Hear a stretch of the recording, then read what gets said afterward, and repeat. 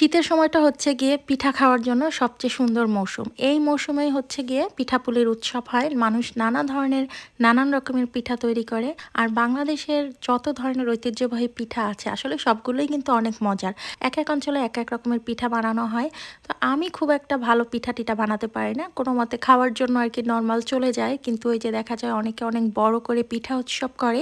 সেই সবের জন্য অনেক পিঠা তৈরি করতে হয়। তো এগুলো আসলে অনেক সময়ের ব্যাপার। আর একদম যারা পিঠা বানানোতে পটু তাদের জন্যই মনে হয় পারফেক্ট। আমরা হচ্ছে গিয়ে অল্প স্বল্প পিঠা বানাবো।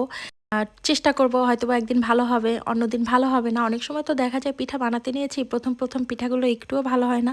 শেষের দিকে হয়তোবা কয়েকটা পিঠা ভালো হয়। তারপরও চেষ্টা করি। তো আমরা ভাবছিলাম কয়েকজন মিলে একটু পিঠা বানাবো, যে যা পারি আরকি। কারণ আমি তো তেমন একটা ভালো পিঠা বানাতে পারি না। তো আমরা সবাই মিলেই আরকি প্ল্যান করি যে, যে যা পারি, যেটা আরকি যার হাতে ভালো হয় তো সেইটাই আমরা নিয়ে যাব। তো এখানে পিঠার সাথে আমরা একটু ঝাল-টাল আইটেমও করেছিলাম। এখানে ছিল নানান ধরনের পিঠা। আর ভাপা পিঠাটা এখানে বসেই বানানো হয়েছিল। কিন্তু আমার যেতে একটু দেরি হয়েছিল। এই কারণে আমি ভাপা পিঠা বানানোর ক্লিপটা আসলে নিতে পারিনি, ভিডিও করতে পারিনি। আসলে ভাপা পিঠা হচ্ছে গরম, গরম খেতেই ভালো লাগে। এখানের ভাপা পিঠাগুলো একদম গরম ছিল, মানে ধোয়া ওঠা গরম ভাপা পিঠা ছিল। এখানে ছিল চিতই পিঠা, সাথে ছিল পাটিসাপটা পিঠা, এটা নাম জানি না। এটা ছিল পাকন পিঠা, আর এখানে আরো নানান রকমের পিঠা ছিল। আর এই পিঠাটা ছিল শিউলি ফুলের আকৃতির মতো, দেখতে অনেক সুন্দর দেখাচ্ছিল। আর বিভিন্ন ধরনের পাটিসাপটা পিঠা তো ছিলই, এরকম ফুল দিয়ে সাজানো কদম ফুলের মতো পিঠা। আর যেহেতু সন্ধ্যাবেলা, তো পিঠার সাথে আমরা এখানে একটু পেঁয়াজু আর বুটও নিয়ে গিয়েছিলাম, একটু ঝাল আইটেম আর কি। দেখা যায় সব পিঠাই তো বেশিরভাগ মিষ্টি আইটেমের হয়, তার সাথে একটু ঝাল খাবারের জন্য পেঁয়াজু আর বুট ছিল। আর এই যে লেখাগুলো, এটা কিন্তু খুবই সুন্দর লাগছিল দেখতে। একদম হাত দিয়ে, মানে কাপড় কেটে কেটে এগুলো বানানো হয়েছিল। কলা গাছ, তারপর কলসি, বিভিন্ন ধরনের ফুল, আর অনেক সুন্দর করে এই জায়গাটা সাজানো হয়েছিল। দেখতে খুব ভালো লাগছিল। আর এখানে ছিল এই যে ঘর, মানে বাংলাদেশের যে কুঁড়ে ঘর সেরকম একটা ঘর, তারপরে এগুলো দিয়ে মাছ ধরে।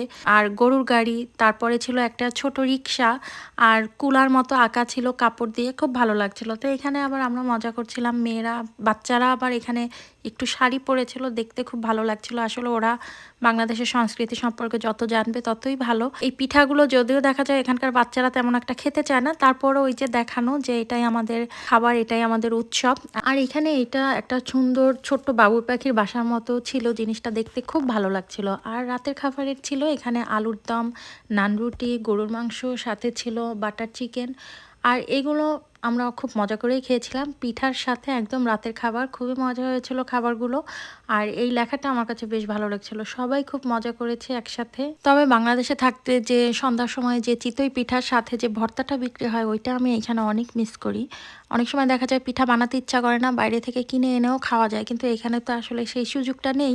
সন্ধ্যায় যেমন সব সময় এখন চিতই পিঠা বা ভাপা পিঠাটা বাইরে বিক্রি হয়, সন্ধ্যাবেলা কিছু খেতে ইচ্ছে করলে বাইরে থেকে কিনে আনলেই হয়ে যায়, নিজেকে কষ্ট করে বানাতে হয় না। কিন্তু এইখানে আসলে সব কিছুই নিজের হাতে করতে হয়। নিজে যদি করতে পারো খেতে পারবা, না করতে পারলে নাই। আর এই যে দুই একজন আমাদের পরিচিত যারা ভাবি আছে, সবাই মিলে একসাথে যদি একটু করা হয়, তখনই দেখা যায় কয়েকটা আইটেমের পিঠা টিঠা বানানো হয় বা খাওয়া হয়।